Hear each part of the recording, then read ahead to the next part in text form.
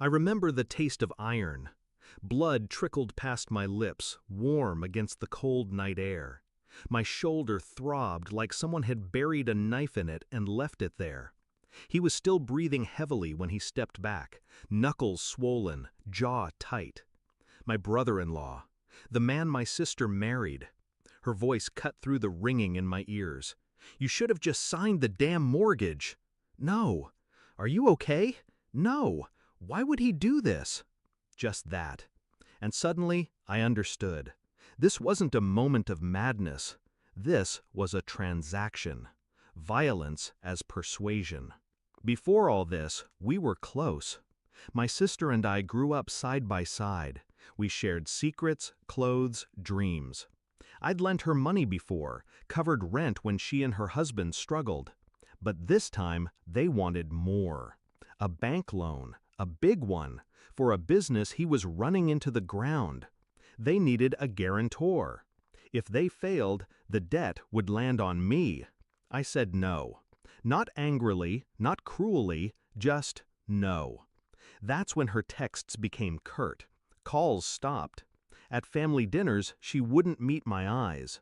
And him? I noticed the smirk when my father asked how things were. That smug confidence that told me they already had a plan. The night it happened, they invited me over to talk it out. I thought maybe she was ready to reconcile. Instead, it was a trap. The fight was short. I didn't even get a chance to defend myself. A shove against the wall, a blow to my face, a sharp twist to my shoulder that sent lightning down my spine. She stood there and watched. When I staggered out into the street, clothes torn, hair matted with blood, I didn't think about revenge. I thought about survival. I made it to my parents' house. I must have looked like something dragged out of a war zone. My mother gasped. My father's hands trembled as he reached for me. I collapsed before I could say the words. When I woke up, there was the sterile smell of antiseptic. My father sitting by my bed. The police outside the door. They'd already heard the story. My father had told them everything I managed to whisper before losing consciousness. They didn't hide their disgust. One officer muttered, "Family doesn't do that." But I knew the system.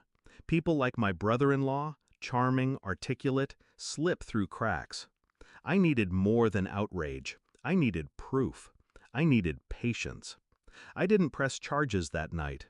Everyone thought I was too afraid. In truth, I was waiting. I kept my distance, but I listened. I had friends in the right places, one at the bank, another who worked with property records. The whispers came slowly. Missed payments, silent investors pulling out, a hidden loan under a fake company name. I started collecting. Screenshots, copies of emails, bank statements accidentally forwarded to me by a mutual contact. I didn't just want him behind bars. I wanted him erased. 2 months later, I paid a visit, not to him, to my sister. She looked thinner, tired. The business wasn't doing well, she admitted. He was under pressure. I just listened, nodding, letting her believe I was the forgiving sister. That's when I asked to help. I offered to transfer a small amount to keep them afloat, but insisted I'd need to see the business accounts, just so I know where my money's going. She gave me access. That was the last mistake she made. Inside those accounts was everything I needed. Fake invoices, double-charged clients, money siphoned to his personal account. Fraud, plain and ugly. I packaged it neatly. A folder labeled with dates, cross-referenced with bank logs. I sent copies to the police, the bank, and the 2 investors he'd conned. Then I waited. The arrest came on a Friday morning. Police at his office door, handcuffs clicking like music. My sister called me screaming, accusing me of betrayal.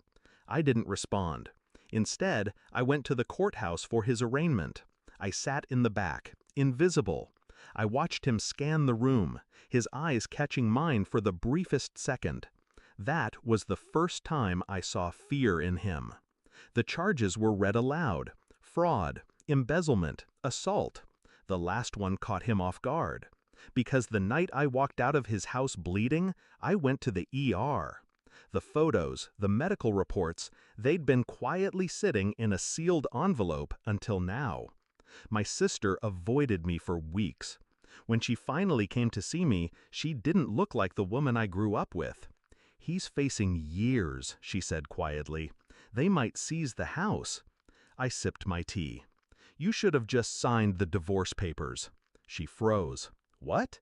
"He's filing for bankruptcy. When the bank comes for the mortgage, your name's on it too. And since I didn't co-sign." I let the sentence hang. Her lips parted, but no words came out.